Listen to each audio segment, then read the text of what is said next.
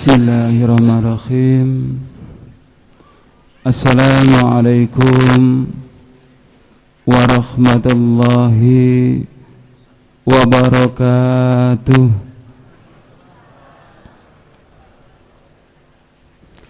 Innal hamdalillah nahmaduhu wa nasta'inuhu wa nastaghfiruh wa na'udzu billahi min shururi anfusina wa min sayyiati a'malina may yahdihillahu fala mudilla lahu wa may yudlil fala hadiya lahu. Asyhadu an la ilaha illallah wahdahu la syarika lahu wa asyhadu anna Muhammadan abduhu wa rasuluh. Ya ayyuhalladzina amanu taqullaha haqqa tuqatih wa la tamutunna illa wa antum muslimun. Amma ba'd, fa inna asdaqal hadithi kitabullah wa khairal huda huda Muhammadin sallallahu alaihi wasallam wa syarrul umuri muhdatsatuha wa kullu muhdatsatin bid'ah wa kullu bid'atin dhalalah wa kullu dhalalatin finnar. Kepada Bapak Kiai, Bapak Ustadz yang saya hormati, kepada Bapak Ibu hadirin yang dimuliakan Allah Subhanahu wa taala. Puji syukur kita panjatkan kehadirat Allah. Salawat serta salam semoga tetap tercurahkan kepada baginda Rasulullah sallallahu alaihi wasallam bersama keluarga, para sahabat dan pengikut sunnah-sunnahnya. Bapak Ibu hadirin yang saya hormati, alhamdulillahirabbil alamin, pada kesempatan malam hari ini saya bisa bersilaturahim di hadapan Bapak Ibu sekalian. Kalau mengingat kapasitas saya sebagai romo selinggih, orang yang disucikan, saya juga berkasta seorang Brahmana. Nama awal saya Ida Bagus, itu kasta Brahmana. Dan juga saya sarjana, tapi dari agama Hindu, Bapak Ibu. Kayaknya tidak mungkin saya bisa memeluk agama Islam. Namun atas kemurahan Allah Subhanahu wa taala, semua kezaliman saya, semua perbuatan buruk saya diampuni oleh Allah. Akhirnya saya dipanggil ke jalan yang benar, yaitu agama Islam. Pada awalnya saya mempelajari ilmu yoga samadhi di Pura Mandaragiri, Lumajang. Inilah pura yang pernah saya buat yoga samadhi, ayah bunda.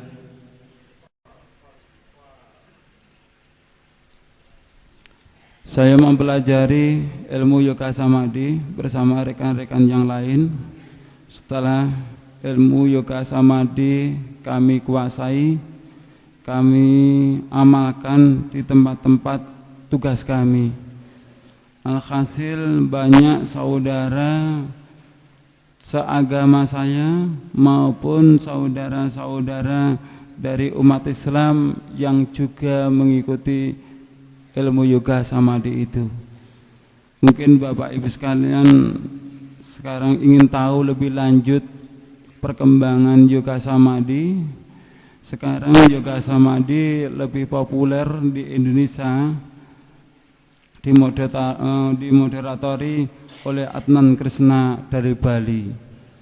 Ketika ibu bapak melihat di televisi Banyak saudara-saudara kita kaum muslimin, ibu-ibu yang memakai kerudung juga ikut spiritual yang dilakukan oleh Adnan Krishna.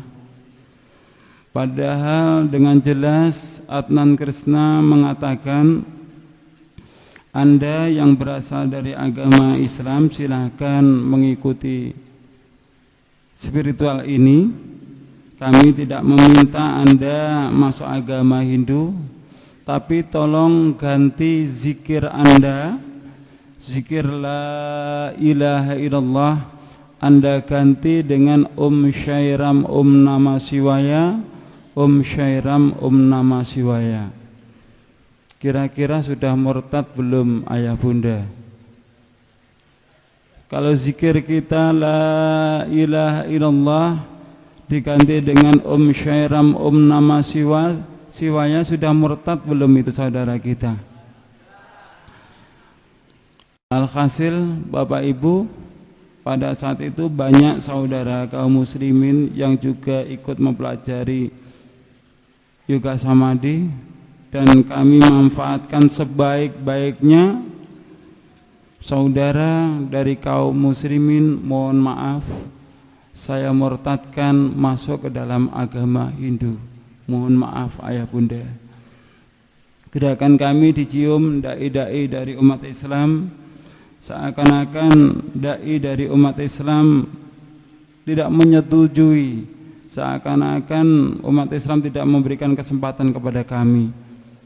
Akhirnya saya sowan kepada Romo Pinandita. Setelah saya sowan kepada Romo Pinandita, saya sampaikan masalah saya ke beliau. Saya diminta untuk menyempurnakan ilmu yoga samadhi dengan mempergunakan mantra-mantra Trayambakam. Beliau mengatakan siapapun yang mengamalkan yoga samadhi dengan mempergunakan mantra-mantra Trayambakam, dia mau berpuasa selama 7 hari 7 malam, dia akan mendapatkan kekuatan supernatural dari Trimurti, 3 manifestasi Ida Sang Yang Widyamsa, Dewa Brahma, Dewa Wisnu, Dewa Siwa. Setelah saya mendapat amanah dari pendeta saya pulang minta doa restu dari ayah ibu saya. Beliau merestui. Esok harinya saya lakukan ritual itu. Pada hari yang pertama, hari yang kedua, hari yang ketiga terus saya baca mantra-mantra Trayambakam ayah bunda. Di malam hari yang ketiga saya diuji Tuhan. Pada malam hari itu saya diuji Tuhan, datanglah ribuan nyamuk. Yang nyamuk itu seakan-akan mau menggigit, mau menghisap darah saya. Saya bacakan mantra-mantra Trayambakam, nyamuk itu hilang. Hari yang keempat, hari yang kelima, terus saya baca mantra-mantra Trayambakam. Di hari yang kelima saya juga diuji Tuhan ayah bunda. Kenapa saya katakan saya diuji Tuhan? Karena pada malam hari itu saya mencari Tuhan saya yang sebenar-benarnya. Pada malam hari yang kelima saya diuji Tuhan, datanglah bau busuk yang timbul dari tubuh saya. Saya bacakan mantra-mantra Trayambakam, bau busuk itu hilang. Mungkin terlintas di benak ayah bunda yang menjadi kesaksian Anda itu mimpi atau kenyataan. Karena banyak orang yang memberi kesaksian seperti itu ternyata cuma mimpi. Bapak Ibu sekalian yang saya hormati, ibadah di dalam agama saya bagi orang yang berkasta Brahmana, apabila dia menjalankan ritual, dia tidur, hukumnya batal. Apabila dia keluar dari kamar, apabila ada lampu yang menyala, maka hukumnya batal. Itulah ritual bagi orang yang berkasta Brahmana di dalam agama saya. Hari yang kelima hari yang ke-6, hari yang ke-7 terus saya baca mantra Trayembakam ayah bunda, dari pagi, siang, malam, jam 9, jam 10, jam 11 terus saya baca mantra Trayembakam. Saat menginjak jam 11 itu saya merasakan berdebar-debar di dalam hati saya. Saya membayangkan bagaimana wujud Tuhan saya. Saya membayangkan bagaimana saya bisa sungkem kepada dewa-dewa saya. Setelah jam 12 lewat, jam 1 lewat, jam 2 lewat. Setelah jam 2 lewat ayah bunda, yang saya rasakan di dalam hati saya bukan berdebar-debar lagi, tetapi guncang yang sangat luar biasa. Kenapa waktu sudah lebih dari jam 2, Tuhan kok tidak menemui saya? Disitulah Bapak Ibu sekalian, pada hari yang terakhir, kurang lebih jam 2, saya diuji Tuhan. Pada malam hari itu saya mendengarkan suara takbir. Allahu Akbar, Allahu Akbar, Allahu Akbar, walillahil hamd. Allahu Akbar, Allahu Akbar, Allahu Akbar, walillahil hamd. Karena berangkat ingin memuji Islam, dan saya sadar betul bahwa besok itu bukan hari raya Idul Fitri, besok itu bukan hari raya Idul Adha, maka suara takbir saya lawan dengan mantra Trayembakam. Apa yang terjadi ayah bunda, demi Allah yang telah menciptakan kita semua, suara takbir saya lawan dengan mantra Trayembakam bukan hilang ayah bunda, tetapi suara takbir semakin lama semakin kuat, suara takbir semakin lama semakin jelas. Apakah saya sudah tunduk dengan suara takbir itu yang akhirnya bisa menerima Islam? Belum ayah bunda. Kesombongan masih ada di dalam hati saya. Pagi hari saya lakukan pembatalan di dalam puasa saya. Saya minum, siang saya sudah bisa makan, sore harinya saya ke rumah bibi saya. Kebetulan bibi saya sudah masuk Islam dahulu.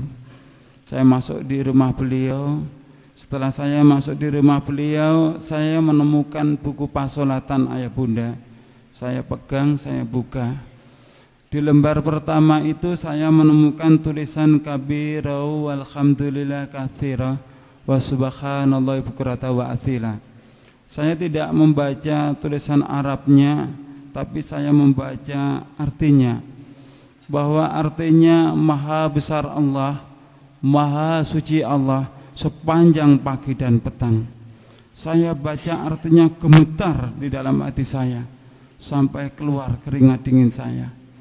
Barulah ayah bunda, saya bisa merasakan apakah suara takbir tadi malam itu pertanda saya harus masuk agama Islam.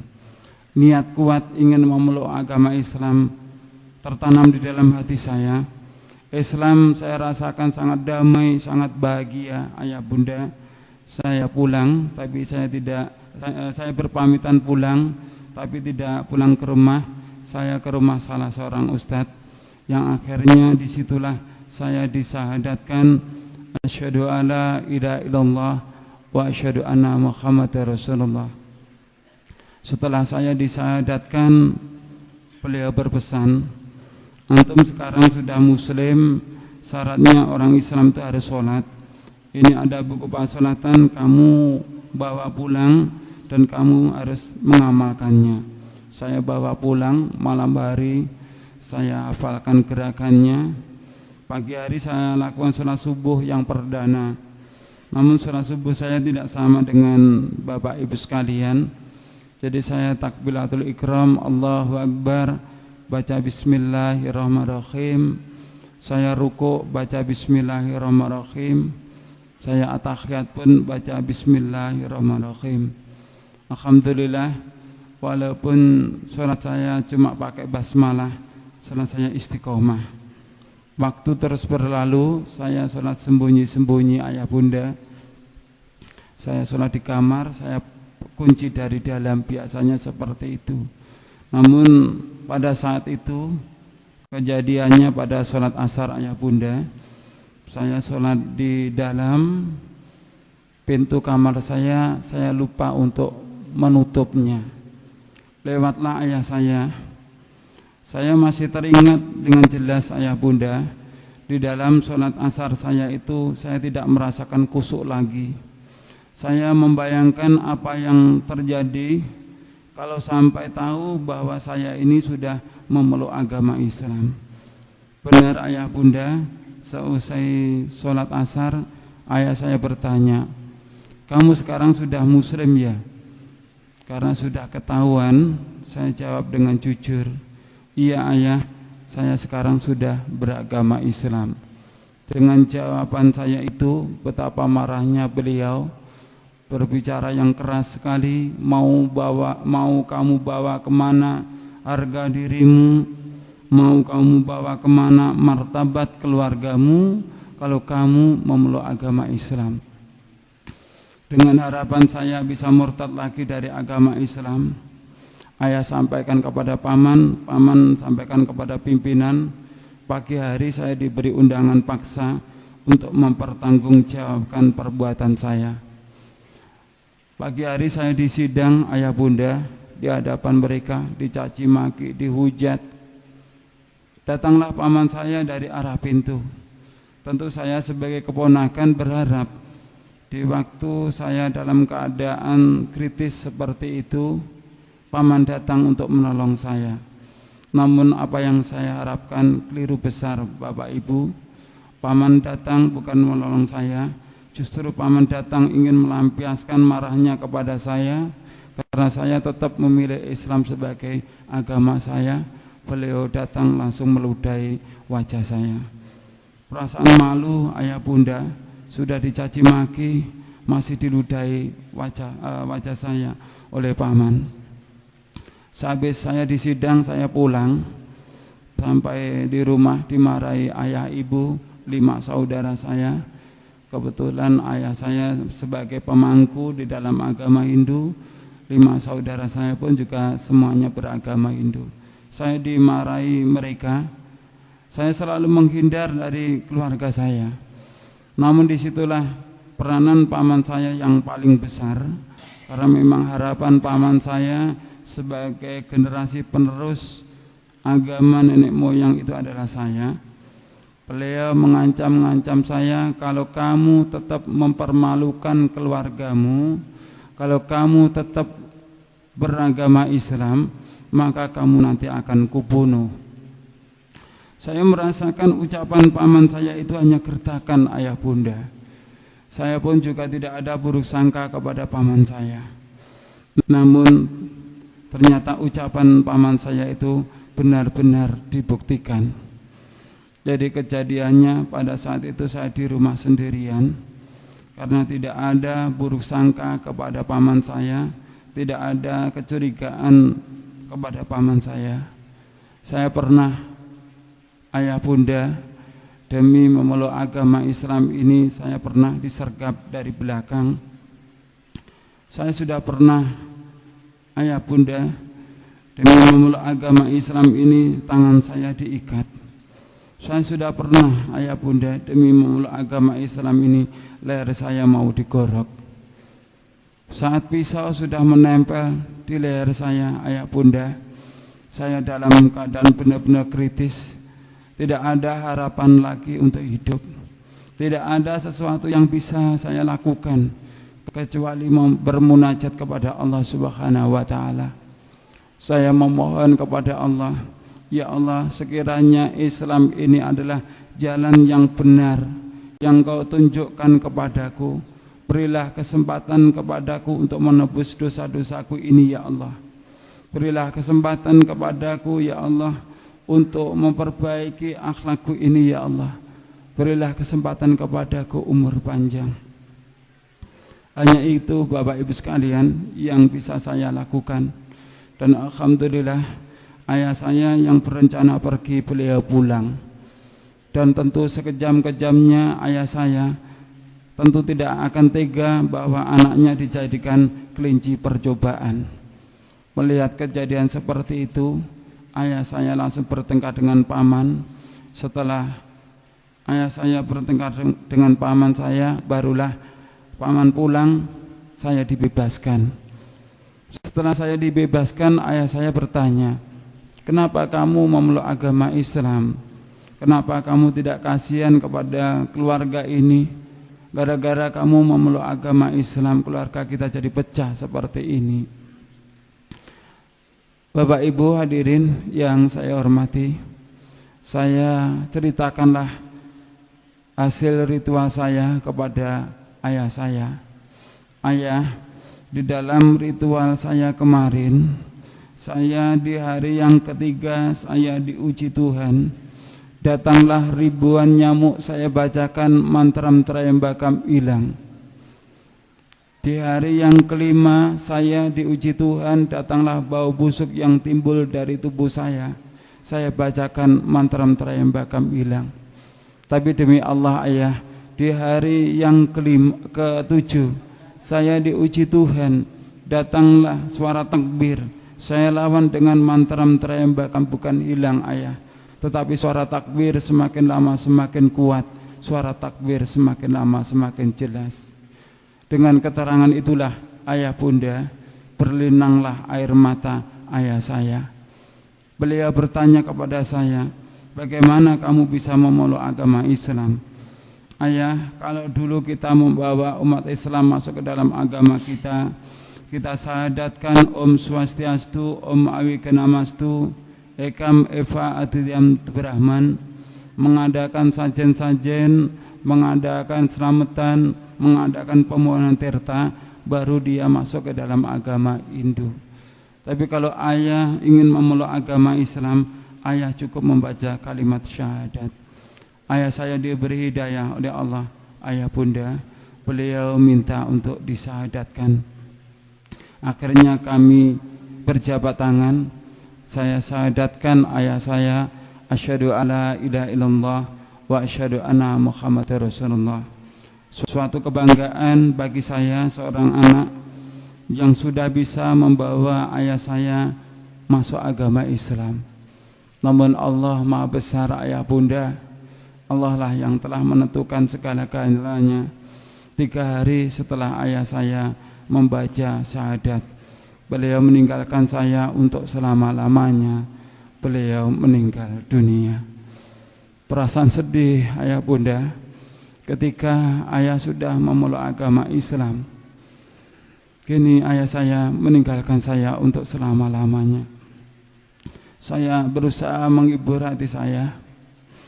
Dan setelah kepergian ayah saya, kami 5 saudara dikumpulkan, diberi harta waris peninggalan beliau.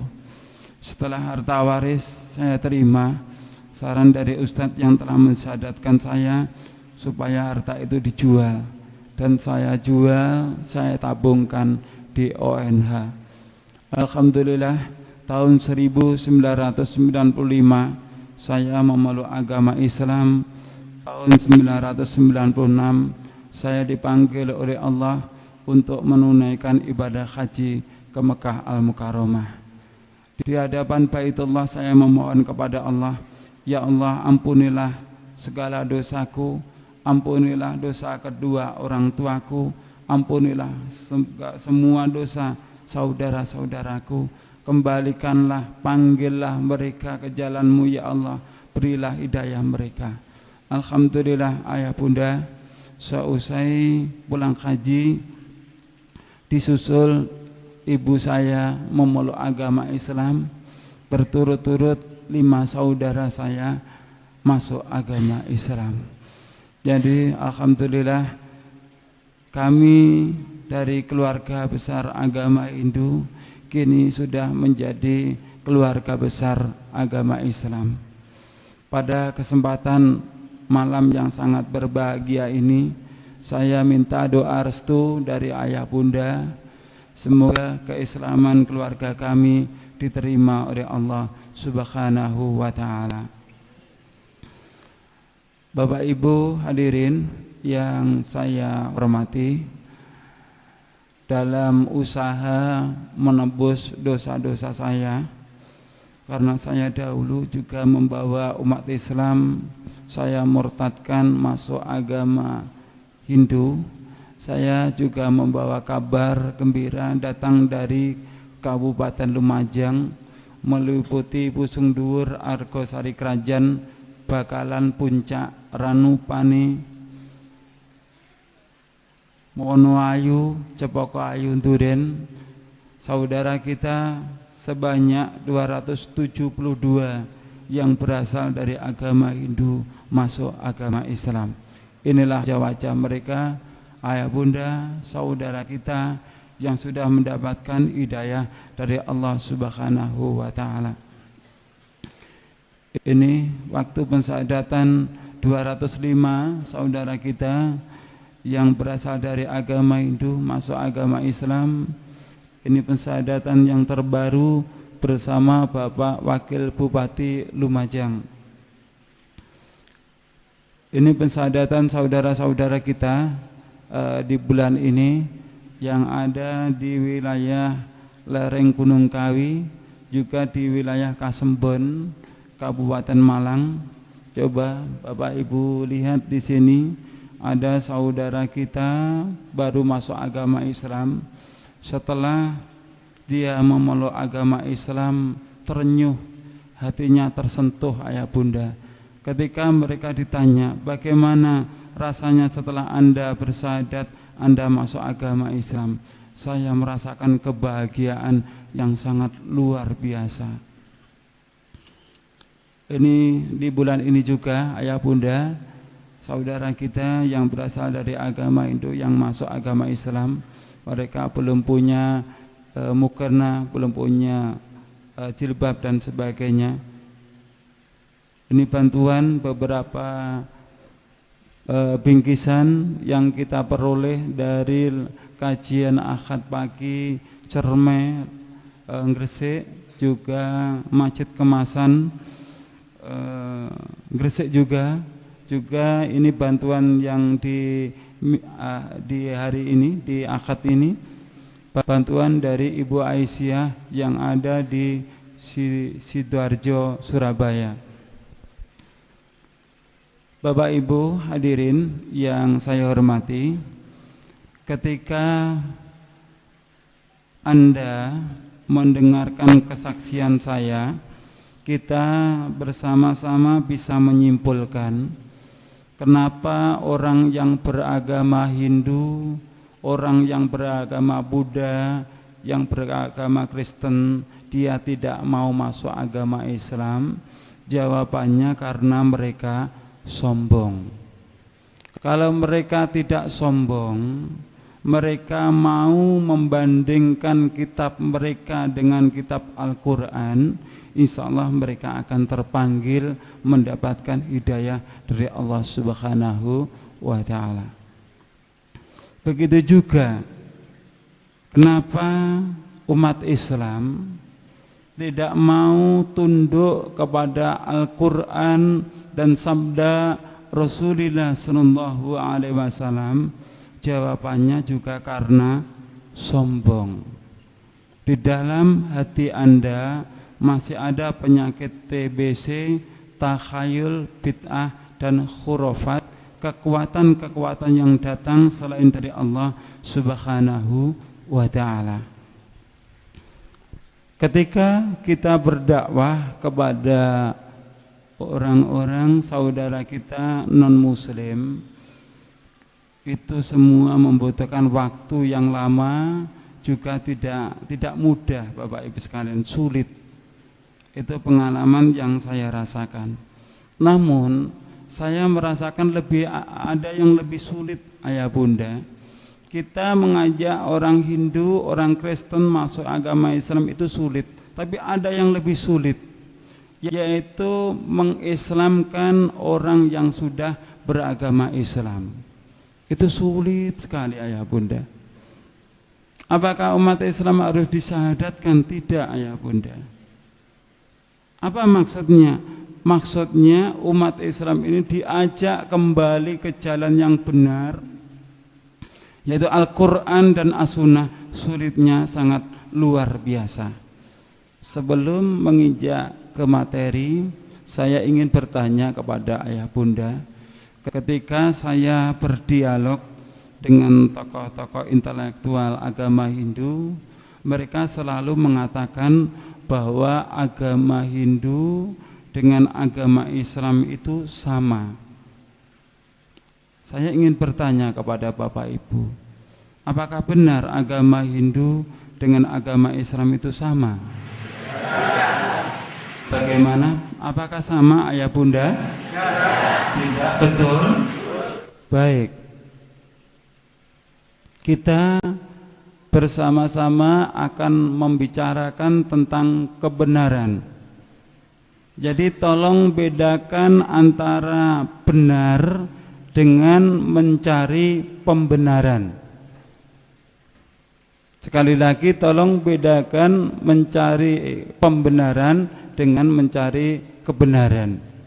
Kalau mencari pembenaran itu dasarnya umumnya orang banyak. Tapi kalau mencari kebenaran dasarnya di dalam surat Al-Baqarah ayat 147. Al-haqqu mir rabbika fala takunanna minal mumtarin. Al-haqqu yaitu kebenaran, mir rabbika datang dari Tuhanmu. Dasarnya apa? Zalikal kitabu la raiba fih hudal lil muttaqin. Di dalam Al-Quran itu adalah petunjuk bagi orang-orang yang beriman. Kalau sudah tahu Al-Quran itu sebagai petunjuk bagi orang yang beriman, maka fala takunanna minal mumtarin. Janganlah kamu termasuk orang-orang yang ragu-ragu. Allah juga berfirman pada surat Al-Isra ayat yang ke-36, wala takfu ma laisa laka bihi ilm. Dan janganlah kamu ikuti segala sesuatu yang tidak ada pengetahuannya. Mohon maaf ayah bunda, kalau boleh saya berbicara. Saat ini umat Islam hanya faham batalnya wudu. Jadi batalnya wudu, buang angin, buang air kecil, air besar, faham. Tapi tidak mau memahami batalnya syahadat. Syahadat kita bisa batal enggak ayah bunda? Bisa ayah bunda. Jadi dalam kesempatan malam hari ini saya tidak akan memberikan nasihat kepada ayah bunda, juga pendengar radio dakwah yang ada di rumah. Saya tidak akan memberikan nasihat, tapi justru saya datang ke sini malah justru ingin menimba ilmu. Saya yang justru ingin bertanya. Saya akan memberikan kesaksian tentang ajaran agama Hindu. Setelah saya nanti memberikan kesaksian agama Hindu, karena kita yang hadir di sini ini semuanya beragama Islam, maka wajib kita tinggalkan. Jenengan setuju enggak? Jenengan setuju enggak ayah bunda? Anda tidak usah ragu dengan kemampuan saya. Saya mempelajari kitab Bhagavad Gita, Yajurveda, Rigveda, Samaveda, Atharvaveda, Samaveda tidak kurang selama 25 tahun. Saya juga sebagai sarjana agama Hindu, mantan sarjana agama Hindu. Jadi kesempatan yang sangat berbahagia ini kita pergunakan sebaik-baiknya. Kalau yang faham Al-Quran, yang faham Al-Hadis adalah Bapak Ibu sekalian. Karena Bapak Ibu sudah lahir sejak kecil beragama Islam. Saya yang duduk di hadapan Bapak Ibu, dengan jujur saya katakan, dengan segala keterbatasan saya ini adalah orang yang bodoh. Bisa dipahami ayah bunda? Allah juga memuji kita dalam firman-Nya, kuntum khaira ummatin ukhrijat linnas ta'muruna bil ma'ruf wa tanhauna 'anil munkar. Kamu adalah umat yang terbaik yang dilahirkan untuk manusia. Namun ada konsekuensinya ayah bunda. Surat Al-Imran ini ada persyaratannya. Apa persyaratannya? Ta'muruna bil ma'ruf wa tanhauna 'anil munkar. Kamu berani menyampaikan yang ma'ruf adalah ma'ruf, yang mungkar adalah mungkar, yang hak adalah yang hak, yang batil adalah batil. Ketika kita sudah berani untuk menyampaikan yang benar adalah benar, yang batil adalah batil, kita adalah dipuji oleh Allah sebagai hamba yang baik.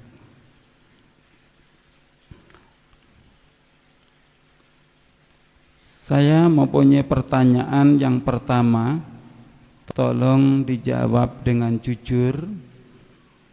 Di dalam agama saya, yaitu agama Hindu, Dewi Saraswati mempunyai kendaraan angsa, dan Dewi Saraswati selalu di atas bunga teratai. Di dalam agama Hindu, angsa dilarang untuk disembelih. Angsa adalah binatang yang dikeramatkan sebagai kendaraan Dewi Saraswati.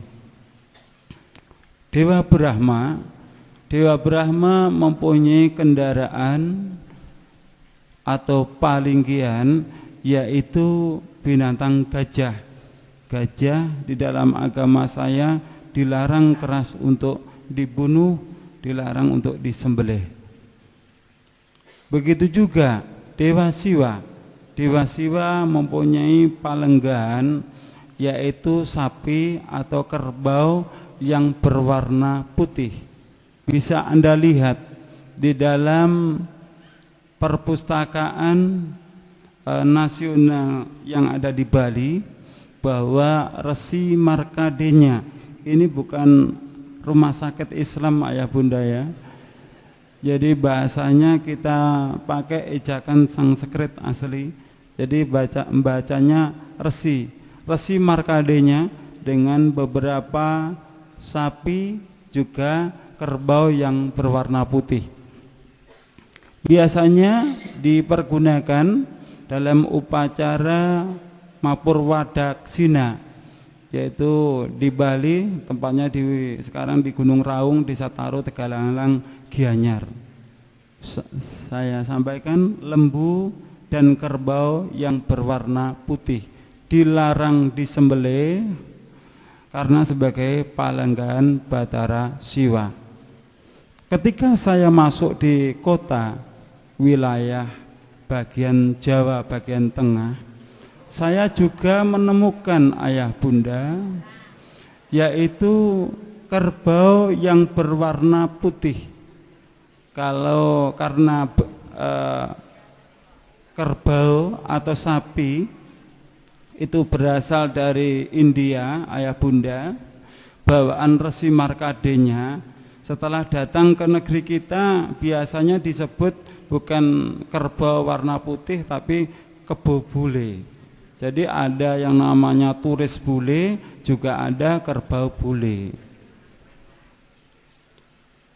Saya amati ayah bunda bahwa kemerdekaan Republik Indonesia ini diperoleh atas dukungan dan prakasa para ulama-ulama kita, termasuk ada Kiai Ahmad Dahlan, ada Kiai Hasyim Asy'ari yang mendukung perjuangan kemerdekaan Republik Indonesia.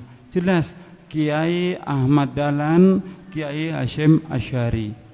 Tapi setelah saya masuk di wilayah tengah, apa juga di sini ini ya ini, saya menemukan gelar ulama, Pak Kiai, Pak Ustadz dipakai di kerbau ini ayah bunda. Saya menemukan kerbau yang berwarna putih, namanya Kiai Slamet. Pertanyaan saya ayah bunda, sejak kapan kerbau ini jadi kiai? Dan kalau boleh tahu, ya, hati kita masa tidak tersentuh? Masa yang namanya kiai tidak pernah pakai baju, bahkan tidak pernah pakai celana dalam ayah bunda, buang air juga di sembarang tempat. Terus di sini setiap tahun ayah bunda diarak bukan 1-2 orang, ribuan manusia berebut kotoran Kiai Kebu Slamet, ayah bunda. Katanya kerbau ini bisa mendatangkan berkah, kotorannya pun juga bisa sebagai obat sebuah penyakit. Beberapa waktu yang lalu saya investigasi di kandangnya Kebu Slamet ini. Saya tidak mau manggil Kiai karena dia hanya binatang, ayah bunda. Ternyata sampai di sana, yang mana di setiap tahunnya kotorannya ini direbutkan, di kandangnya itu kotorannya banyak sekali, ayah bunda. Jadi setelah saya di Jawa Timur atau di luar Jawa, saya sarankan kepada saudara-saudara kita, kalau Anda datang, apa benar di Solo itu? Kebu Slamet ini apa benar di Solo, ayah bunda? Saya sarankan kepada mereka, jangan datang di acara ritual itu, datang aja di luar bulan itu. Kalau Anda mencari kotorannya Kebu Slamet, cari aja di sana, ndak usah bawa kantong plastik, bawa aja truk. Ndak usah berebutan, ayah bunda. Masa lo kelasnya Solo muncul beberapa ustadz yang luar biasa, jam terbangnya tinggi, yang seperti ini masih diyakini, ayah bunda. Jenengan percaya ndak kalau ini bisa mendatangkan berkah? Alhamdulillah. Yang saya herankan yang mengelola ini ya, orangnya juga punya derajat, dia orang yang terpandang, makanannya juga bergizi, pendidikannya pun juga menengah ke atas, tapi uteknya gak digawe sayangnya. Semoga beliau mendengarkan apa yang saya sampaikan, tidak sakit hati, tapi segera tobat gitu loh. Pertanyaan yang kedua, di dalam agama saya, ketika memberangkatkan mayat ke kuburan, biasanya di dalam agama saya diwajibkan dipamitkan di depan rumah. Setelah dipamitkan di depan rumah, biasanya ada tradisi berobosan. Jadi berobos dari arah kanan ke kiri, dari kiri ke arah kanan. Setelah saya masuk agama Islam, Bapak Ibu sekalian, karena Hindu meyakini bahwa berobosan itu sebagai wujud bakti kepada orang tua, juga salam kepada dewa yang ada di nirwana. Di kalangan masyarakat Islam juga ada tradisi berobosan. Di Solo sini apakah juga ada yang namanya berobosan?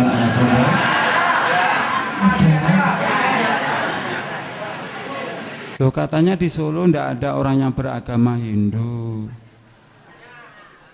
Agama Islam dengan agama Hindu sama ndak, ayah bunda? Tidak sama loh ya. Jenengan sudah pernah menemukan dasar dalilnya bahwa ketika orang tua kita ini meninggal dunia, kita harus berobosan seperti itu? Belum. Kalau belum, kenapa Anda melakukannya? Apa alasan Anda? Belum. Kalau belum, kenapa Anda melakukannya? Apa alasan Anda? Masa dalanya ngikuti mbah-mbah gitu. Tadi kita akan berbicara tentang kebenaran ya. Kebenaran itu datang dari Allah, dasarnya adalah Al-Quran dan As-Sunnah. Setelah diberangkatkan, biasanya di dalam agama saya selalu mayat itu ditandu, di atas kepalanya itu diberi payung, ayah bunda. Coba Anda perhatikan, mohon maaf, yang Anda lihat ini kira-kira agamanya Islam atau Hindu? Islam atau Hindu, ayah bunda? Kalau ini beragama Hindu, terbukti kan di situ ada payung di atas kepala mayat. Setelah saya masuk agama Islam, ayah bunda, saya juga melihat bahwa umat Islam ini dalam prosesi pemberangkatan mayat ke kuburan juga dikasih payung. Di Solo sini apakah juga dikasih payung ayah bunda? Loh, kok iya toh?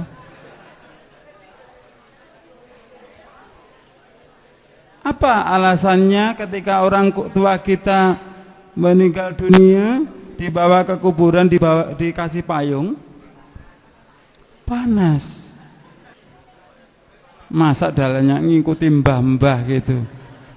Tadi kita akan berbicara tentang kebenaran ya. Kebenaran itu datang dari Allah, dasarnya adalah Al-Quran dan As-Sunnah. Setelah diberangkatkan, biasanya di dalam agama saya selalu mayat itu ditandu, di atas kepalanya itu diberi payung ayah bunda. Coba Anda perhatikan, mohon maaf, yang Anda lihat ini kira-kira agamanya Islam atau Hindu? Islam atau Hindu ayah bunda?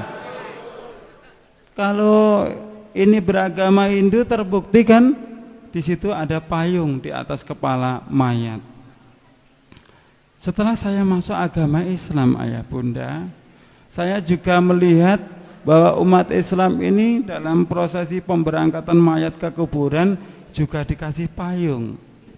Di Solo sini apakah juga dikasih payung ayah bunda? Loh, kok iya toh? Apa alasannya ketika orang tua kita meninggal dunia, dibawa ke kuburan, dikasih payung? Panas.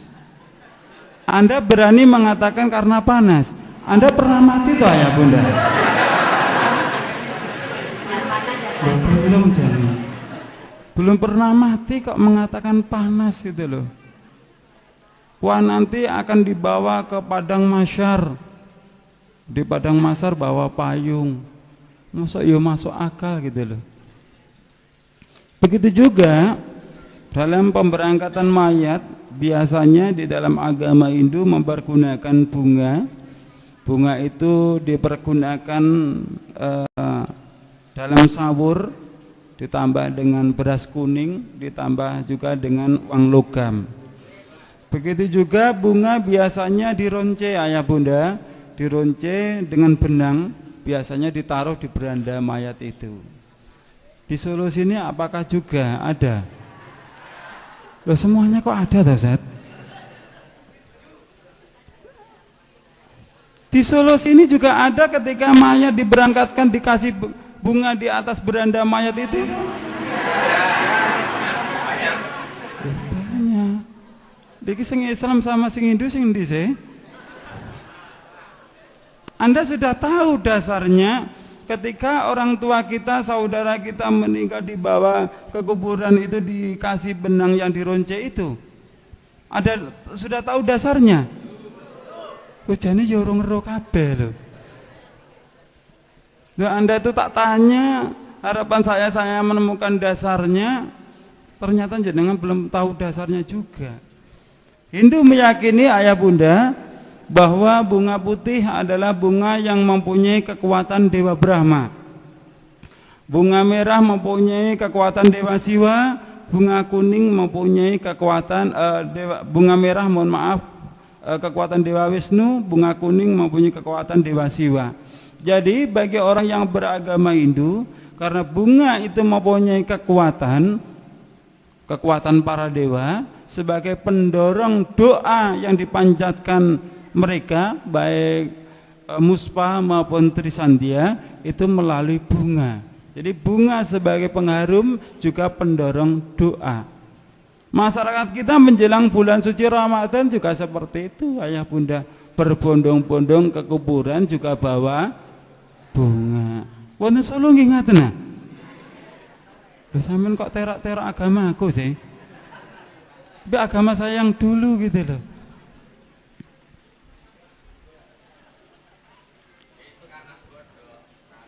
Pertanyaan yang ketiga, tolong jawab dengan jujur kalau ayah bunda memang tahu dasarnya. Di dalam agama saya, bahwa roh anak yang belum balik atau meninggal dalam keadaan belum dewasa, Mereka meyakini bahwa roh anak itu menjelang hari raya atau pada saat hari raya pulang ke rumah. Sebagai penghormatan roh anak kepada penghormatan orang tua kepada roh anak, maka orang tuanya biasanya menyediakan kupat. Kupat dipasang biasanya di atas pintu, ada juga yang ditaruh di kamar tengah, ada juga yang langsung setelah hari raya dibagi-bagikan kepada tetangga. Ini kita lihat di depan pura ayah bunda, kita lihat terlihat dengan jelas bahwa di depan pura juga disediakan ketupat. Ini pemasangan ketupat saudara-saudara kita di Bali. Dengan segala keterbatasan saya, dengan segala kebodohan saya mempelajari ilmu Islam, hukum-hukum Islam ayah bunda.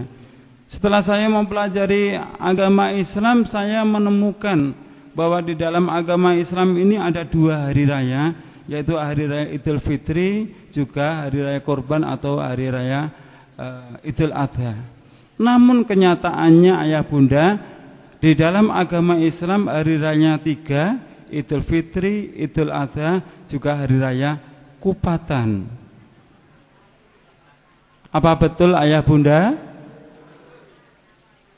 Anda sudah pernah tahu dasarnya apabila kita hari raya Idul Fitri terus diteruskan hari raya Kupatan?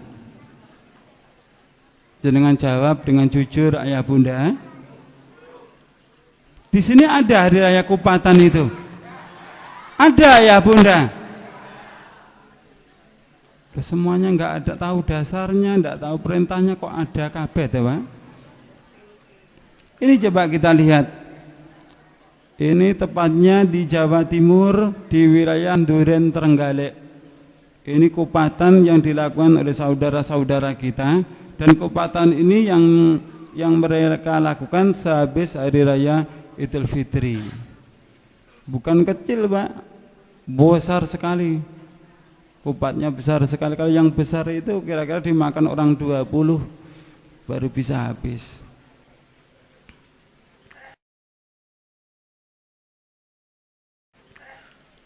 Pertanyaan yang keempat, di dalam prosesi menuju alam nirwana, menghadap Ida Sang Hyang Widiwasa, mencapai alam moksa, di dalam agama saya diperintahkan untuk melakukan selamatan atau kirim doa 1 hari, 3 hari, 7 hari, 40 hari, 100 hari, mendak pisan, mendak pindo, nyewu. Setelah saya masuk agama Islam ayah bunda, di kalangan masyarakat Islam juga ada tradisi selamatan atau kirim doa 1 hari sampai 1000 hari. Di Solo apakah juga ada ayah bunda? Di Solo apakah ada ayah bunda? Ada. Oh, Blitar niku nggih wonten Pak tradisi niku, berarti ketularan keng Solo lek ngoten. Tolong jawab dengan jujur.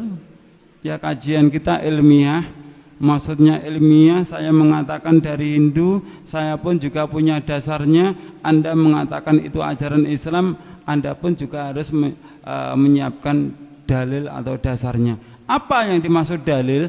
Dalil itu adalah ilmu Allah. Dalil itu adalah wahyu Allah. Barang siapa yang menolak ilmu dan wahyu Allah, berarti dia telah menolak Al-Quran. Surat Al-Azab, Allah telah berfirman, wa ma kana lil mu'mini wa la mu'minatin idza qadallahu wa rasuluhu amran ayakuna lahumul khiyaratu min amrihim. Dan tidak pantas disebut seorang laki-laki yang beriman, dan tidak pantas disebut wanita yang beriman ketika Allah sudah memutuskan suatu perkara, dia mencari hukum selainnya. Tidak pantas disebut sebagai laki-laki beriman dan wanita yang beriman. Tolong jawab dengan jujur ayah bunda. Anda sudah pernah menemukan dasarnya ayah bunda? Anda sudah pernah menemukan dasarnya ayah bunda? Kalau Anda belum pernah menemukan dasarnya, saya sudah tahu dasarnya. Akan saya beritahu kepada ayah bunda, namun dasarnya saya tidak menemukan di dalam Al-Quran maupun Al-Hadis, saya menemukan di dalam kitab Weda, ayah bunda. Yang pertama di dalam kitab Mahanarayana Upanishad. Ini kitabnya ayah bunda. Yang pertama. Yang kedua di dalam buku karya Ida Bedanda Adi Suripto. Ini skenannya, ini buku aslinya. Ya, jadi kalau Anda nanti tidak terima dengan apa yang saya sampaikan, Anda jangan menggugat saya, gugatlah Profesor Dr. Adi Suripto. Di belakang ini ada nomor telepon beliau. Silakan gugat beliau. Siapa beliau? Beliau adalah duta dari agama Hindu untuk negara Nepal, India, Vatikan, Roma. Beliau sekarang menjabat sebagai sekretaris PHDI Parisada Hindu Dharma Indonesia.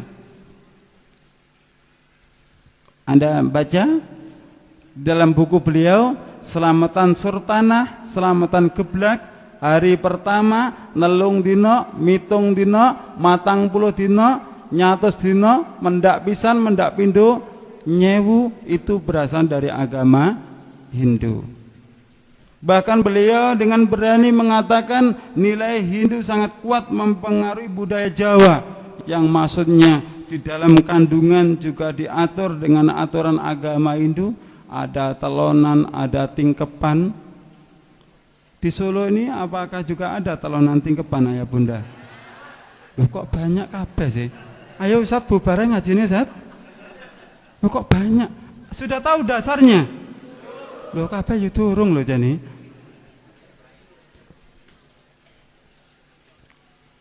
Di media Hindu. Jelas ayah bunda ya. Bukan media Islam, jelas media Hindu. Anda baca filosofis upacara nyewu 1000 hari di Banyuwangi. Jelas kan? Media Hindu.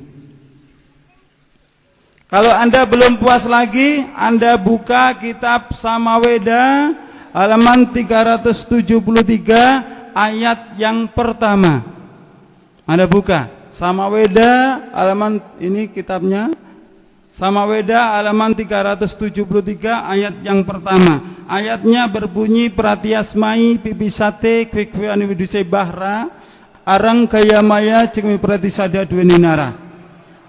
Anda belum puas lagi, belum yakin, masih ngengkel, baca Samaweda Samhita buku 1 bagian 1 halaman 20. Purwajika Prataka Prataka Pramuridiyah Resi Barawajah Medan Titi Sudi Purumuti Tayur Wantara Mawaida Dewata Agni Chandra Gayatri. Ayatnya Agna Ayahi Witai Grano Ham Yaditai Nutastasi Barnisi Agni. Sudah saya scan, silakan Anda baca sendiri.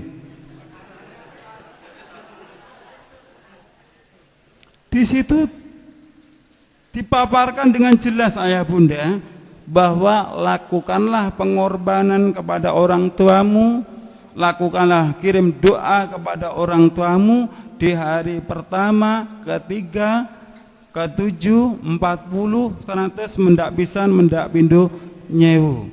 Jelas itu. Kalau Anda masih belum puas lagi, saya menulis buku, disediakan di panitia, kemungkinan di depan ya. Saya beri judul Mu'alaf Menggugat Selamatan. Saya paparkan tidak kurang 200 dalil ayah bunda, tapi dari Weda semua. Saya paparkan itu di dalam buku tulisan saya. Ini sudah saya scan Bapak Ibu sekalian. Ini kitabnya sama Weda. Ini rujukan-rujukan dalam bahasa kita adalah kitab tafsirnya. Kenapa? Apa dasar yang lain? Dasar yang lain di dalam agama saya bahwa umat Hindu meyakini rukun iman Hindu yang diberi nama Pancasrada. Panca artinya 5, Srada artinya rukun iman yang harus diyakini. Yang pertama percaya adanya Sang Hyang Widi, yang kedua percaya adanya roh leluhur, Yang ketiga, percaya adanya karma pala. Yang keempat, percaya adanya samskara atau manitis. Yang kelima, percaya adanya moksa. Pancasrada ini mempunyai rukun ayah bunda. Rukunnya yaitu pancayatnya. Panca artinya 5, yatnya itu artinya 5 macam selamatan. Yatnya tulisannya yajna ayah bunda, tapi membacanya yatnya. Yang pertama adalah dewa yatnya. Dewa yatnya itu selamatan yang ditujukan kepada Ida Sang Hyang Widiwasa, atau dalam bahasa yang lain Memetri Bapa Kuwasa Ibu Pertiwi. Yang kedua yaitu selamatan pitrayatnya. Pitrayatnya itu yang artinya dalam bahasa Indonesia yaitu selamatan yang ditujukan kepada leluhur. Jadi saat itu melakukan selamatan, tapi hadiahnya dihadiahkan kepada leluhur. Yang ketiga yaitu selamatan manusiayatnya, dalam bahasa kita yang artinya selamatan yang ditujukan pada hari kelahiran. Biasanya di kampung-kampung itu melakukan selamatan hari kelahiran, tapi di kota tidak ada selamatan hari kelahiran, biasanya ulang tahun. Kalau masih 7 tahun lilinnya 7, kalau 10 tahun lilinnya 10, sampai usia 70 tahun tetap diulang tahun lilinnya 70. Orang tuanya suruh niup satu persatu, setelah ditiup lilin 70 mati semua, orangnya juga mengembuskan nafas yang terakhir. Yang keempat yaitu selamatan resiyatnya, selamatan yang ditujukan kepada guru, kirim doa yang ditujukan kepada guru. Ini kalau di dalam agama saya biasanya selamatan yang diadakan di danyangan-danyangan atau di punden-punden. Tapi kalau di kota tidak ada yang namanya danyangan atau punden, tapi lebih ngetren sekarang selamatan haul, memperingati kiainya telah meninggal dunia. Jawab dengan jujur, Anda sudah pernah mengetahui dasarnya ketika ketika kiai kita meninggal dunia terus diselamati haul? Rasulullah ya mempunyai istri Ibu Khadijah yang kaya raya, ya, istri Rasul kaya raya. Pernahkah Ibu Khadijah itu dihauli ayah bunda? Pernah menemukan dasarnya? Tidak ada ayah bunda. Yang terakhir yaitu selamatan budayatnya, selamatan yang ditujukan kepada hari kebaikan. Biasanya ini kalau di kalangan masyarakat Islam selamatan menjelang bulan suci Ramadan. Jadi yang namanya selamatan unggahan, selamatan megengan. Di sini apa juga ada selamatan megengang itu ayah bunda? Ada. Kita bisa menyimpulkan ayah bunda, kalau di dalam agama Hindu melakukan selamatan, kalau umat Islam tidak melakukan selamatan tapi melakukan sedekah. Sedekah itu dengan selamatan kira-kira sama enggak ayah bunda? Sedekah dengan selamatan sama enggak ayah bunda? Tidak sama. Selamatan itu dilakukan pada hari nasnya, hari kematian orang tuanya atau leluhurnya, hari pertama sampai 1000. Kalau saat hari itu Anda tidak punya uang, Anda tidak punya harta, wajib hutang kepada tetangga. Betul enggak? Tapi kalau sedekah tidak seperti itu ayah bunda. Sedekah itu kita keluarkan di saat kita punya rezeki yang cukup, ya, ada kelebihannya, kita keluarkan, kita berikan kepada saudara kita yang membutuhkannya. Itu bedanya sedekah dengan selamatan. Nah, sekarang di kalangan masyarakat kita tidak ada yang mau mengatakan saya lagi selamatan, tidak mau. Saya lagi sedekah. Hari apa tujuannya apa? Mengirim leluhur saya. Loh, kena toh fitrayatnya. Saya lagi sedekah, kenapa Anda sedekah? Ini saya memperingati hari kelahiran saya. Saya mau sedekah, apa tujuan Anda? Saya mau megengan. terpaut dengan ajaran-ajaran agama Hindu. Yang benar itu saat kita melakukan sedekah itu menjelang bulan suci Ramadan atau di bulan suci Ramadannya ya Bunda? Di bulan suci Ramadan. Kapan Anda memberikan kepada saudara-saudara kita? Menjelang mau berbuka puasa. Itu yang benar ayah Bunda. Begitu. Bagi orang yang beragama Hindu, ini bagi orang yang beragama Hindu punya keyakinan bila orang yang tidak diselamati, dia akan diperalina, hidup kembali ke dalam dunia, bisa berwujud menjadi hewan atau bersemayam di pohon-pohon. Makanya kalau Anda ke Bali banyak pohon yang dikasih kasih kain-kain itu karena mereka meyakini rohnya ada di pohon itu. Dan juga bersemayam di barang-barang yang bertuah termasuk keris, jimat dan sebagainya. Makanya di dalam agama saya setiap hari Sukra Umanis, Sukra itu Jumat, Umanis itu Legi, biasanya kerisnya atau jimatnya diberi sajen-sajen, diberi minuman kopi. Itulah alasannya kenapa mereka melakukan sajen-sajen. Di masyarakat kita juga seperti itu. Ketika mereka punya yang namanya keris jimat, setiap malam Jumat Legi juga diberi bunga, diberi sajen-sajen. Ini bagi mereka yang tidak mau selamatan. Yang mau melakukan selamatan langsung tiketnya masuk ke dalam surga. Itu bagi orang yang beragama Hindu. Ini prosesnya dari kecil dewasa bisa kembali kepada Tuhannya. Bahkan yang sudah tua bisa menjadi seorang dewa.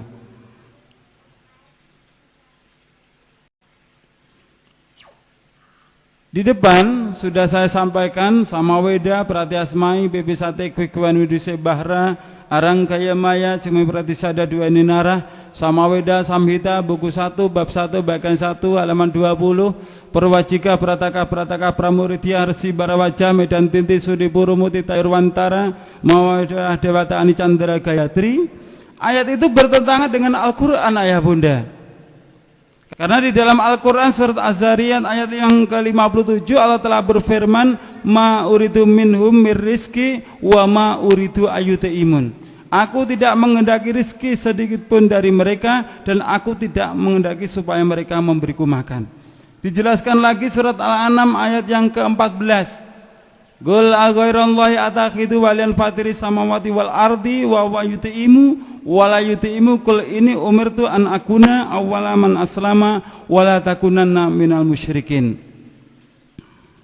Apakah Tuhannya orang Hindu minta makan toh ayah bunda? Coba kita lihat. Ini kitab Bhagavad Gita. Anda lihat Tuhannya orang yang beragama Hindu lagi minum. Ini Tuhan lagi apa? Makan bubur anget. Itu kelihatan banget. Nah ini yang penting, yang perlu Bapak Ibu lihat lagi yang di tengah ini. Ada tumpeng yang dibikin rebutan. Ini tumpengnya. Nanti kita lihat apa sih yang dimaksud dengan tumpeng itu. Di sini juga terlihat di depan Dewa Brahma, di situ ada sajen-sajen, ada pisang ambonnya. Ternyata Dewa Brahma juga doyan pisang ambon. Ini sebagai dasarnya.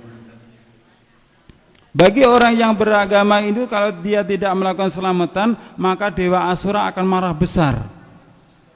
Dewa Asura akan mendatangkan bala, dia akan membunuh manusia yang ada di dalam dunia ini. Dan Dewa Asura ini di dalam masyarakat Islam tidak disebut Dewa Asura ayah bunda, tapi diganti dengan sebutan Betoro. Anak untang-anting harus diruat karena takut Betoro Kala. Sendang kapit pancuran harus diruat karena takut Betoro Kala. Rabi ngalor ngulon gak wani mergane wedi karo Betoro. Betoro Kala ngono dewane agama Hindu. Lha apa sampeyan agama Islam kok wedi? Pertanyaan yang kelima. Apakah Anda kenal dengan ini, ayah bunda? Kenal ayah bunda? Kira-kira kalau ini bukan gambar, ini kenyataan, sehabis kajian ini nanti kita makan bersama, kira-kira enak enggak ayah bunda? Ayah bunda mengatakan enak, kalau saya mengatakan tidak enak ayah bunda. Kenapa? Konsep di dalam agama Hindu, di dalam kitab Manawa Dharma Sastra Weda Semerti disebutkan, bagi orang yang berkasta sudra, yang tidak bisa membaca kalimat syahadat Om Swastiastu, Om Awikenamastu, Ekam Eva Adityam Brahman, sulit tidak syahadatnya itu? Sulit tidak ya bunda? Maka di dalam Manawa Dharma Sastra Weda Semerti dikatakan cukup membuat tumpeng. Tumpeng itu bentuknya adalah segitiga. Segitiga yang dimaksud di sini adalah Trimurti, 3 manifestasi Ida Sang Hyang Widiwasa, Dewa Brahma, Wisnu dan Dewa Siwa. Dan umat Hindu mengatakan barang siapa yang sudah membuat tumpeng berarti dia sudah beragama Hindu. Kira-kira ucapan saudara kita itu bisa terjadi enggak? Ada imbasnya enggak sama kita? Rasulullah telah bersabda, "Man tasabbaha biqaumin fahuwa minhum." Barang siapa yang bertasabuh menyerupai suatu kaum, maka dia termasuk golongannya. Loh, saya mau tasakuran Ustaz. Saya mau syukuran, bagaimana kalau seperti ini tidak boleh, bikin tumpeng tidak boleh. Anda tidak usah tasabuh kepada orang yang beragama Hindu, tidak usah bikin tumpeng, tapi Anda ratakan saja. Bisa Anda taruh di piring, bisa Anda taruh di kotak makan. Ini apakah juga enak ya bunda? Enak enggak ini? Sampai kok ngeragas tuh sawang-sawang? Coba ini langsung kita ambil, tapi di desa dari orang yang beragama Hindu, tolong dibandingkan. Yang ini dengan yang ini sama enggak ayah bunda? Jawab dengan jujur, yang ini dengan yang ini sama enggak ayah bunda? Kira-kira yang pakai kopiah ini beragama Islam atau Hindu? Masa wong Hindu gawe kopiah kayak ngono rek? Ini saudara kita ayah bunda. Coba Anda baca. Ini terjadi juga di mana? Di Klaten ayah bunda. Anda lihat ya. Budaya Jawa hanya tinggal sejarah bila orang Jawa keluar dari agama Hindu. Ya. Budaya Jawa hanya tinggal sejarah bila orang Jawa keluar dari agama Hindu. Tadi ketika saya bertanya kepada ayah bunda, saya tanya, katanya, kenapa Anda melakukan itu? Karena mengikuti nenek moyang. Betul seperti itu? Coba Anda baca surat Al-Baqarah ayat 170. Wa idza qila lahum ittabi'u ma anzalallah qalu bal nattabi'u ma alfaina 'alai aba'ana aw kana aba'uhum la yaqiluna syai'a wa la yahtadun.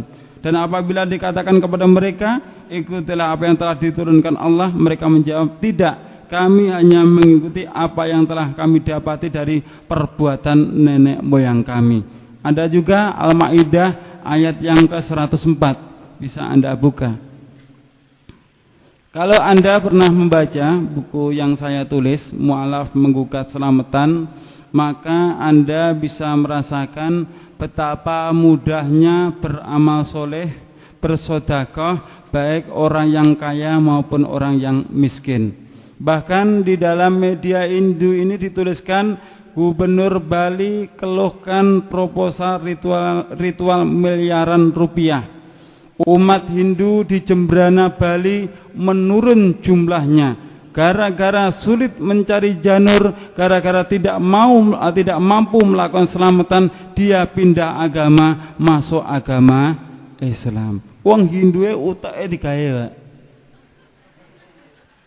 Gara-gara dia tidak mampu beli janur, tidak mampu melakukan selamatan, dia pilih masuk agama Islam. Karena Islam tidak pernah ditekan. Anda hari ini tidak bisa sedekah, harus bisa. Anda harus hutang kepada tetangga. Itu bukan ajaran Islam, ayah bunda. Islam tidak ada paksaan seperti itu. Kalau Anda mampu, keluarkanlah sedekah Anda. Kalau tidak ada, Anda belum mampu atau Anda tidak punya, Anda justru wajib menerima sedekah. Lu penak lo. Aku wong Hindu iso ngomong kok sampean gak iso piye sih?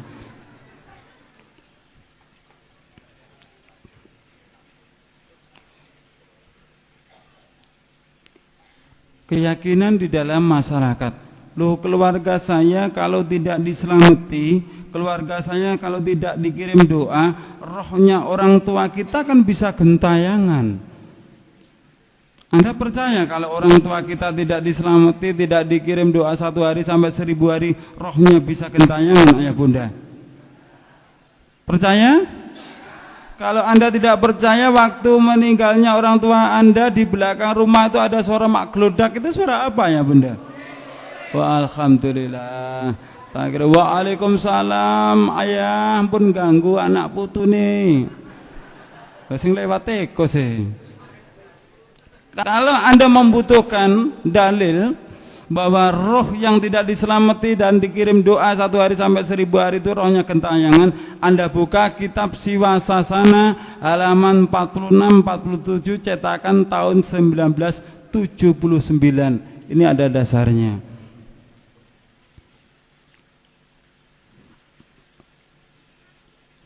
Di dalam Al-Quran juga surat Az-Zumar ayat yang ke-42 Allah telah menjelaskan, Allah memegang jiwa orang ketika matinya dan memegang jiwa orang yang sebelum matinya di waktu tidurnya.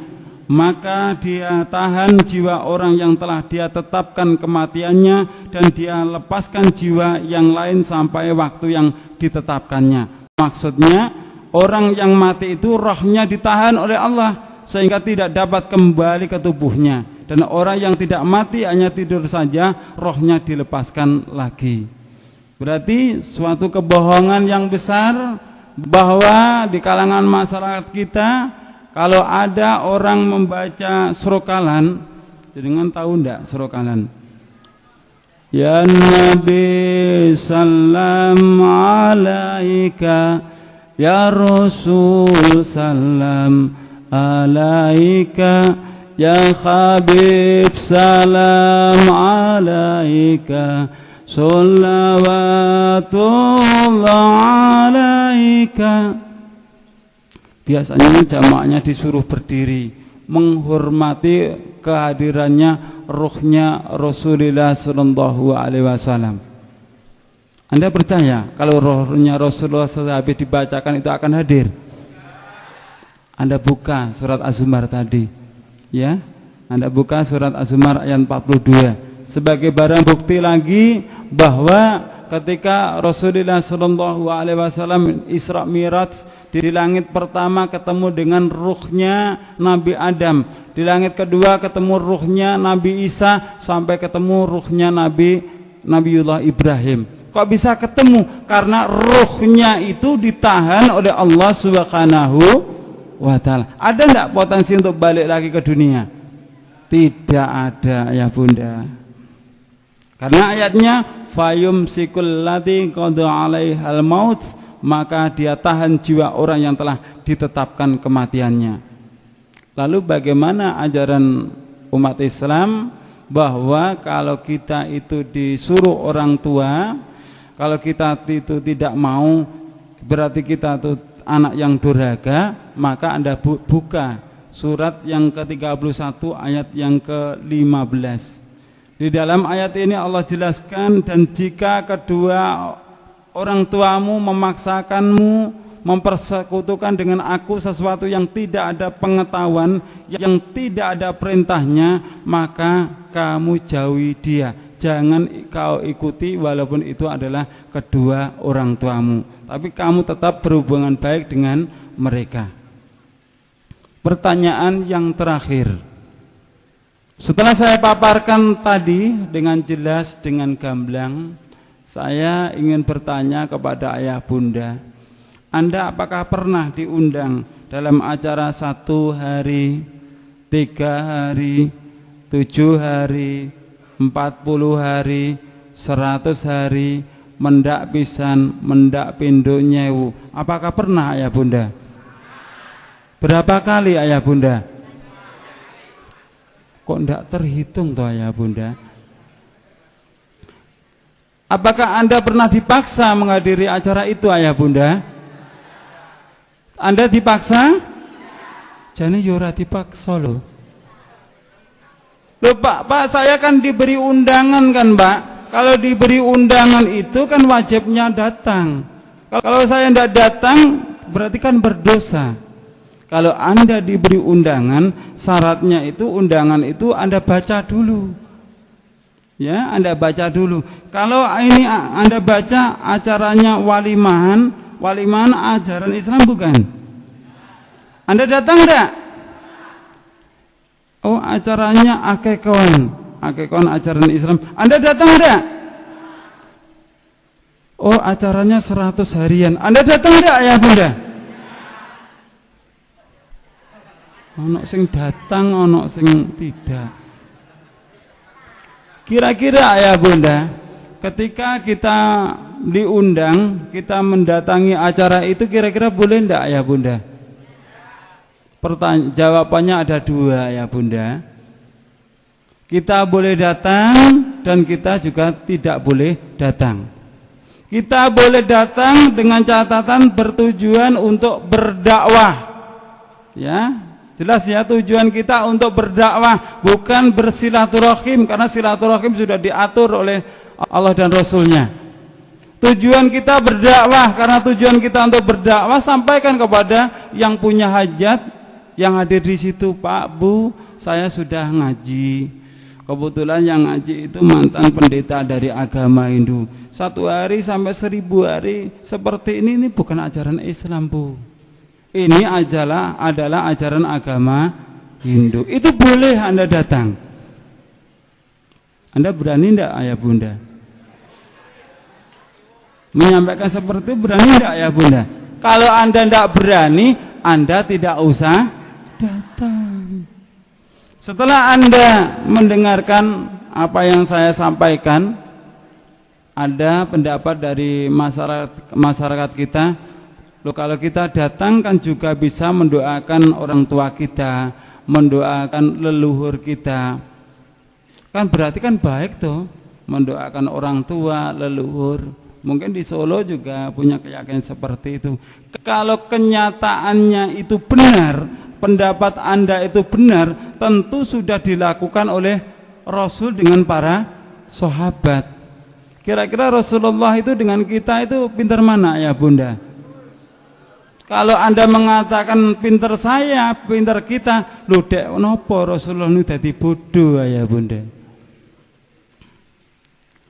Setelah Anda tahu dasar dari kedua sisi agama besar ini, kira-kira setelah sehabis kajian ini Anda nanti berani tidak menyampaikan di dalam masyarakat kalau yang seperti itu adalah ajaran Islam, ajaran Hindu? Berani tidak? Berani? Allah Subhanahu wa taala telah berfirman pada surat At-Taubah 111, "Innallaha ashtara minal mu'minina anfusahum wa amwalahum bi anna lahumul jannah." Sesungguhnya Allah telah membeli dari orang-orang mukmin diri mereka, harta mereka dengan jaminan surga. Resiko ayah bunda, kita dikucilkan di masyarakat, kita dibenci di dalam masyarakat, resiko. Tapi jangan lupa, resiko itu dibeli oleh Allah dengan jaminan surga. Jadi kalau kita tidak berani melakukan dengan alasan ewoh pak ewoh dengan tetangga, tidak enak sama tetangga, Anda berarti belum mampu menerima resiko. Saya resiko tidak enak sama tetangga karena apa? Istrinya baru saya garong, itu pantas, gitu loh. Tapi kalau tidak enak gara-gara kita menegakkan Al-Quran dan As-Sunnah, jangan lupa ya bunda, Al-Quran dan As-Sunnah itulah petunjuk bagi kita kalau kita kepingin selamat di dunia sampai di akhirat nanti. Sudah sampai di sini, Mungkin sebelum saya tutup, ada beberapa pertanyaan yang diajukan kepada saya berkaitan dengan materi yang sudah saya sampaikan. Saya harapkan Anda bertanya tentang ajaran Hindu, bukan bertanya dasar Al-Quran maupun Al-Hadisnya, karena yang paham adalah Anda sendiri. Silakan. Iya, itu tadi ceramah dari Ustadz Abdul Aziz. Gimana Bapak Ibu? Banyak yang kesindir Bapak Ibu. Bukan maksud menyindir Bapak Ibu ya. Tapi kenyataannya memang seperti itu. Dan semoga menambah kekuatan kita untuk memeluk dinul Islam ini. Amin ya rabbal alamin. Baik, saya beri kesempatan untuk Bapak Ibu. Dua penanya dulu. Satu ikhwan, satu akhwat. Bismillahirrahmanirrahim. Assalamualaikum warahmatullahi wabarakatuh. Dalam mendengar hal ini, saya berterima sekali dengan hal-hal yang ada dalam kehidupan di masyarakat, terutama di masyarakat saya. Ini asal saya dari Bekasi.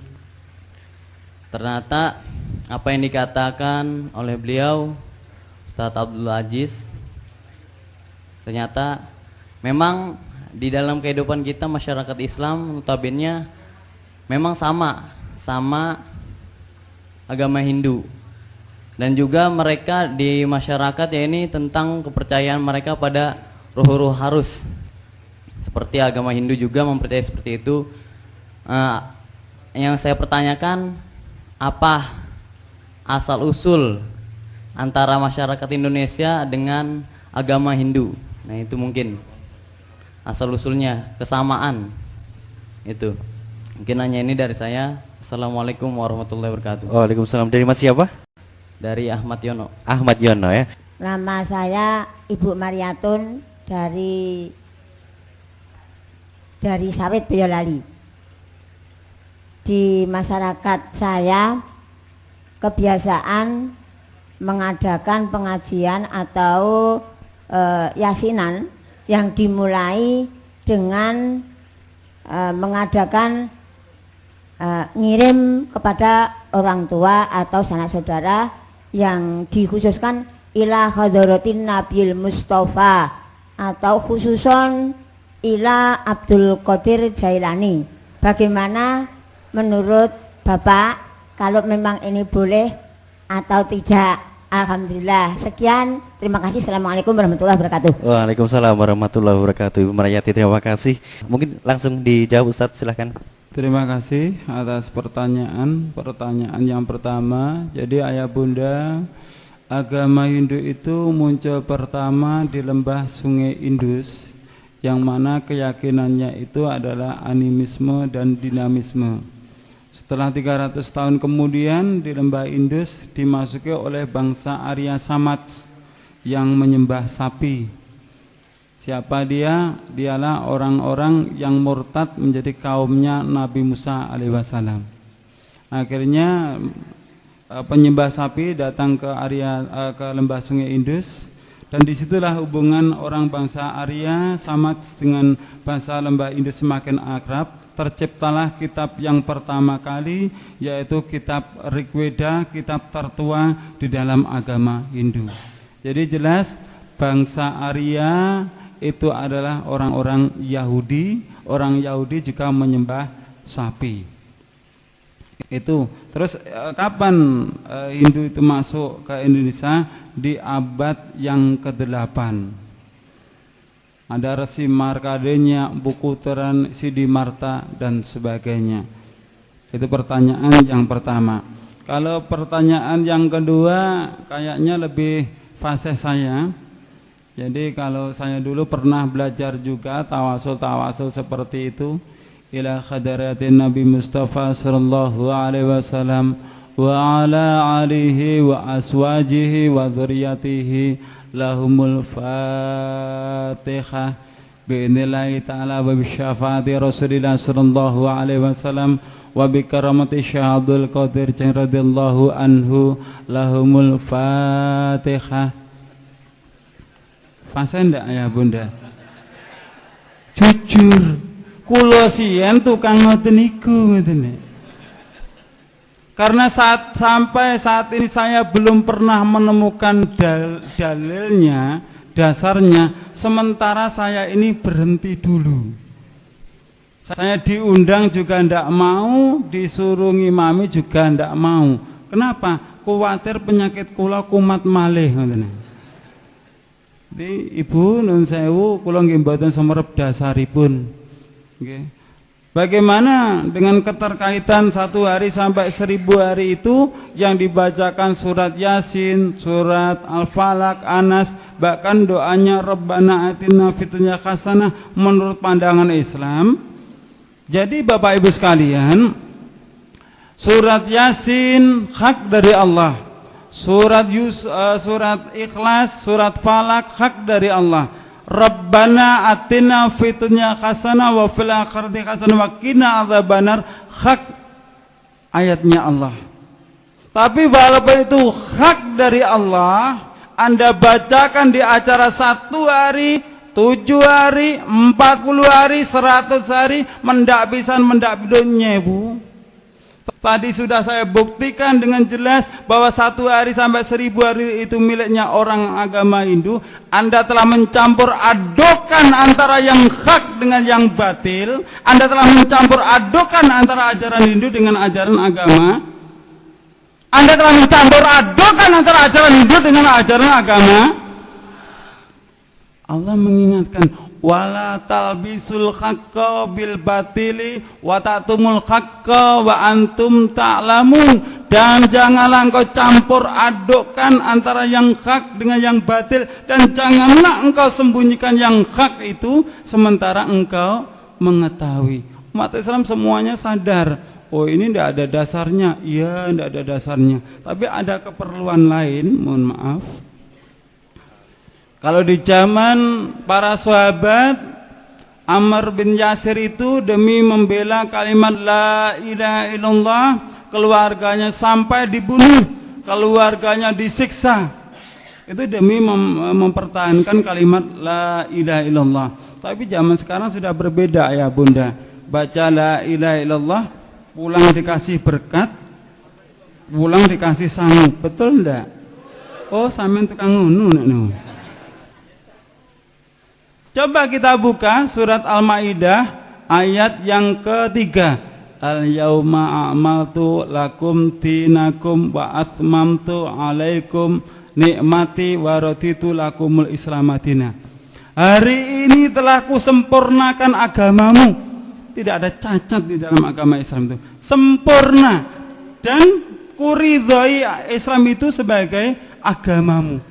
Jadi bagi Anda beragama Kristen, Hindu, Buddha, kalau Anda ingin mendapatkan ridhonya Allah, harus masuk agama Islam. Dan kalau sudah beragama Islam, Anda akan mendapat ridhonya kalau Anda benar-benar tunduk kepada Al-Quran dan sabda Rasulullah Sallallahu Alaihi Wasallam. Apa tujuan Anda hidup di dalam dunia? Halo? Halo? Apa tujuan Bapak Ibu hidup dalam dunia? Fadlam minallah wa ridwana, mencari karunia dan ridha Allah Subhanahu wa ta'ala. Bagaimana kita akan mendapatkan ridhonya Allah kalau hidup kita tidak menurut aturan-aturan dari Allah Subhanahu wa ta'ala? Sak geleme dhewe tidak bisa ya Bunda. Ada lagi pertanyaan? Saya Abu Rois dari Klaten. Saya membaca dalam kitab Al-Iman. Dalam kitab itu menerangkan bahwa Nabi Muhammad SAW itu secara tersirat juga dicantumkan dalam kitab Samaweda. Pertanyaan saya, menurut Ustadz yang telah menguasai kitab Samaweda dan sebagainya, apakah memungkinkan dulu ada nabi yang hak yang ajarannya sebagian dimasukkan dalam kitab Samaweda? Karena memang kenyataannya Nabi Muhammad adalah sebagai penutup para nabi dan sebagai nabi terakhir, dan itu kok bisa masuk dalam kitab Samaweda? Apakah mungkin dulu ketika awal-awal agama Hindu itu ada nabi yang hak, namun ajarannya diselewengkan dan sebagian masuk dalam kitab Samaweda itu. Terima kasih. Ya, ini dari Ummu Atikah ya. Assalamualaikum Ustadz. Waalaikumsalam. Apa filosofi film anak-anak Krishna di TV, dan tolong diberikan penjelasan agar sebagai orang tua bisa menasehati anak-anak dan ibu-ibu tentang bahaya terselubung film tersebut. Jazakallah khair. Ya, demikian Ustadz pertanyaan dari Ummu Atikah. Silakan Ustadz Abdul Aziz. Sedikit saya jelaskan kepada Bapak Ibu sekalian beberapa pertanyaan yang sudah saya jawab.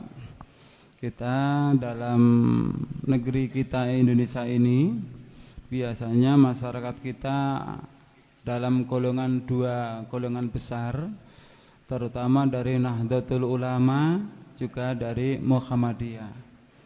Kalau kita kembalikan pada sejarah, sebenarnya Nahdlatul Ulama maupun Muhammadiyah itu pedomannya sama. Kalau Anda tidak percaya, Anda buka Muktamar Nahdlatul Ulama Rabiul Tsani 1926, Lajnah Taif wan Nasr LTN NU Jatim dalam problematika hukum aktual Islam. Kiai Hasyim Asy'ari mengambil hukum dari Imam Syafi'i. Na'am ma yaf'aluhun nasu minal ijtima' indal ahli mayit wa sun'it ta'ami minal bid'il munkarat allati yuthabu ala mang'iha. Tidak usah diterjemahkan Bapak Ibu ya. Tidak usah diterjemahkan Bapak Ibu, ngerti kan? Tuh kok enggak? Sama Islam suwi gak ngerti bahasa Arab ta? Iya, berkumpul di dalam keluarga mayit mulai 1 hari, 7 hari sampai 1000 hari itu adalah bid'ah mungkarat. Bid'ah yang diingkari agama haram. Jelas itu. Anda buka kitab Al-Um dalam syarah I'anatut Talibin. Ya, Anda buka. Jelas itu. Nah, di situ tidak tertulis bid'ah hasanah ya Bunda. Namun di dalam masyarakat kita, tidak semua bid'ah itu dolalah. Bid'ah itu ada yang hasanah. Padahal jelas itu adalah bid'ah dolalah.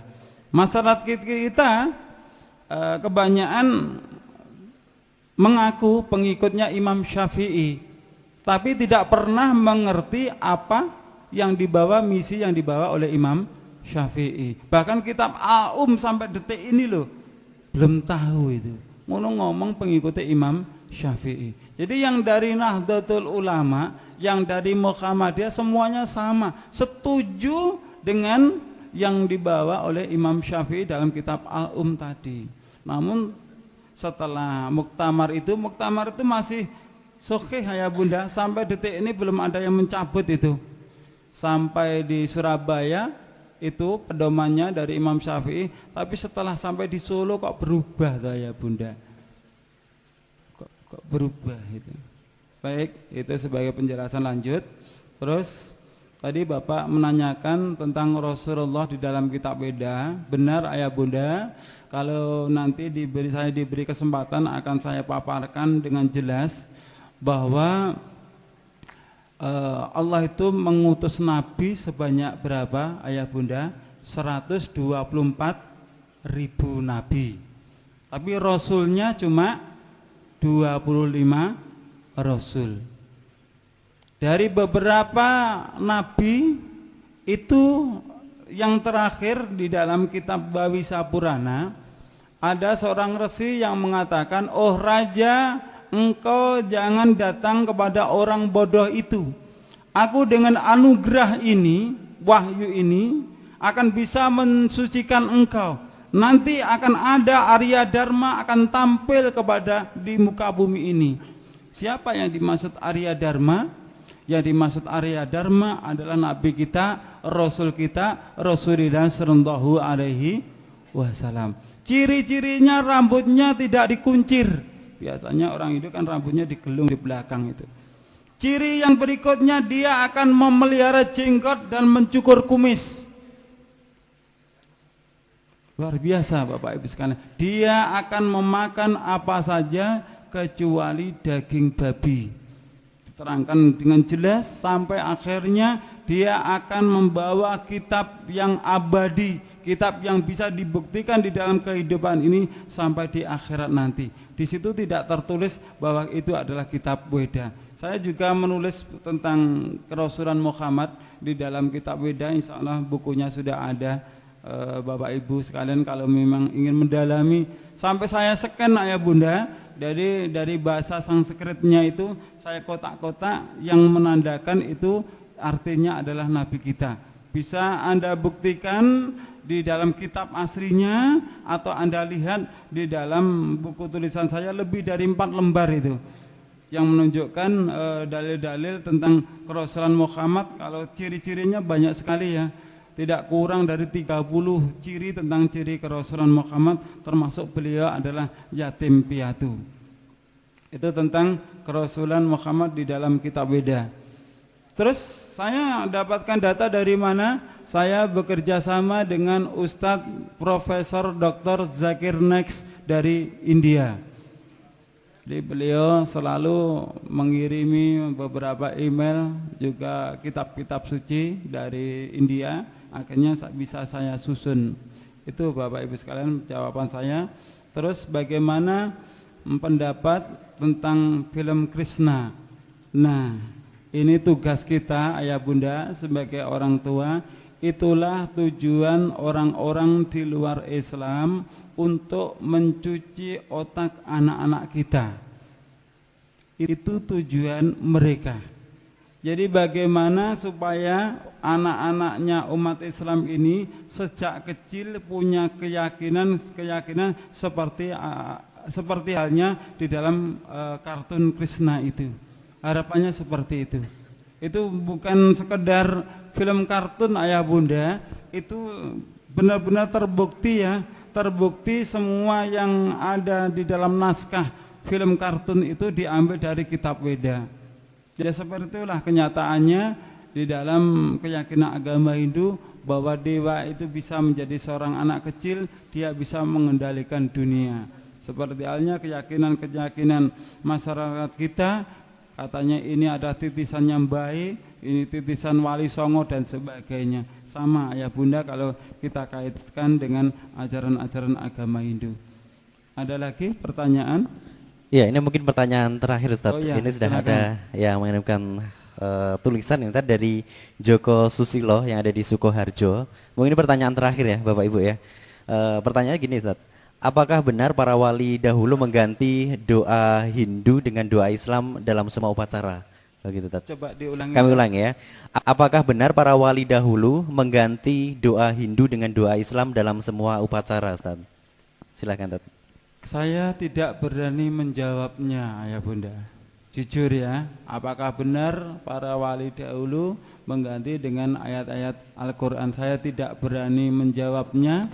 Pertama, saya tidak berani mempertanggungjawabkan di dunia sampai di akhirat. Dan saya pun juga belum menemukan sejarah-sejarah bahwa para wali songo itu mengadopsi ajaran agama Hindu. Saya belum pernah tahu dasarnya. Karena keterbatasan saya, mungkin kalau Anda pernah punya buku atau membaca sejarah-sejarah, insya Allah saya membutuhkannya. Saya tidak mau melecehkan para pejuang-pejuang kita. Kalau memang itu adalah benar, tentu Bapak Ibu sekalian kita menyadari pada saat itu Islam di negeri kita ini masih minoritas, yang mayoritas agama Hindu. Tapi sekarang kebalik. Hindu sekarang itu minoritas, yang mayoritas adalah agama Islam. Kita sebagai generasi penerus yang meneruskan perjuang-perjuang ulama kita, mari kita kobarkan perjuangan kita untuk membangun, menegakkan kebenaran. Karena apa? Dengan menyampaikan yang benar adalah benar, yang batil adalah batil, kita akan bisa mampu merasakan bahwa Islam ini bukan sekedar agama kita, tapi mampu merasakan bahwa Islam itu kita lakukan, kita amalkan di dalam ibadah-ibadah kita. Ibadah kita pun seakan-akan punya ruh yang roh itu bisa menyambungkan diri kita dengan Allah Subhanahu wa taala. Ketika ada saudara kita bertanya, antum orang Islam yang mendapatkan hidayah, saya Islam dari kecil, berarti tidak sama? Sebenarnya sama ayah bunda. Yang Anda rasakan sama dengan yang saya rasakan, terkecuali kita belum sepenuhnya mengambil hukum-hukum dari Al-Quran dan sabda Rasulullah Shallallahu Alaihi Wasallam. Ketika kita benar-benar tunduk pada Al-Quran dan As-Sunnah, kita akan merasakan kebahagiaan itu. Sedikit yang saya sampaikan, mohon maaf atas segala kekurangan. Insya Allah di lain waktu, lain kesempatan, semoga kita diberi kesempatan umur panjang, insya Allah bisa disambung kembali. Saya akhiri, assalamualaikum warahmatullahi wabarakatuh. Waalaikumsalam warahmatullahi wabarakatuh.